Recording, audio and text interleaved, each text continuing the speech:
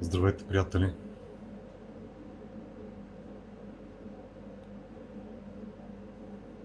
Искам да споделя нещо, което смятам, че трябва да осъзнавам по-често. А то е, че колкото по-благодарен се чувствам, толкова по-щастлив се чувствам. Определено смятам, че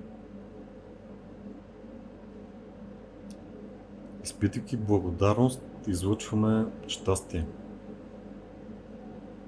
и привличаме щастие.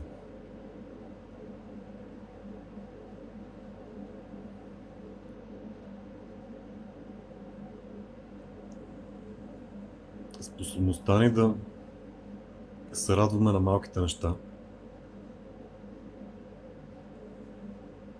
да им се радваме наистина, не е лицемерно.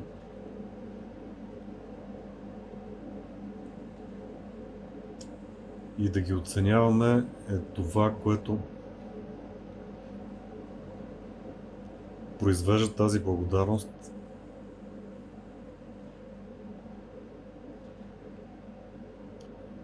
и оттам и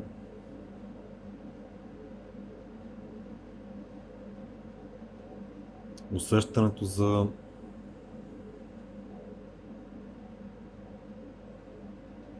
изобилие. Имаше някаква мъдрост, не спомням кой беше казал.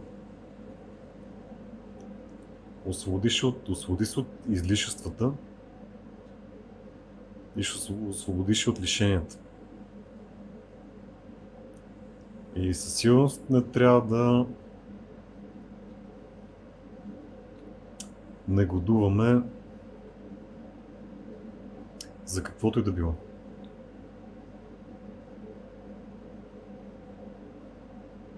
Особено за материални неща.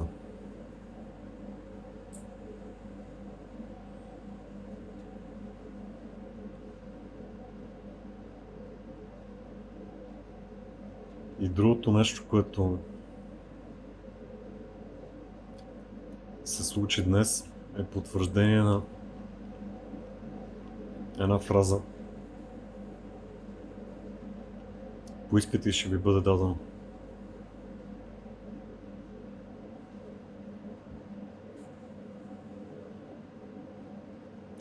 Определено вярвам в това и смятам, че ако човек наистина поиска нещо и го поиска със сърцето си и с намерението да го има,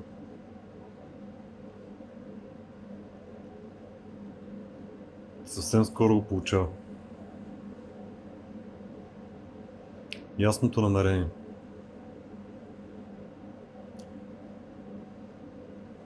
Както казва един от големите английски бизнесмени, Лорд Билимория, мисля, че беше, който всъщност не е англичанин, е с индийски произход. И произвежда една от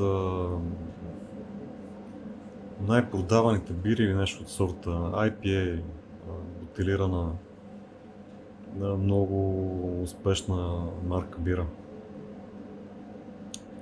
Късметът е когато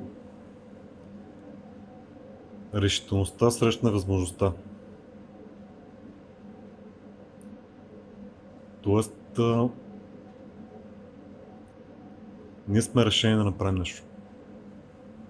Вселената ни поднася възможността и ние го получаваме. И може да го наречем и късмет. Но смятам, че намерението е преди преди възможността. Защото ако нямаме намерението и да имаме възможност, нищо няма да се случи.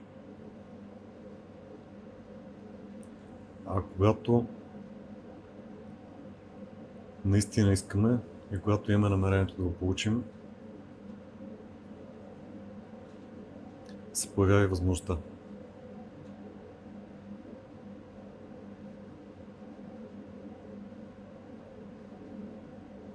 Лека нощ!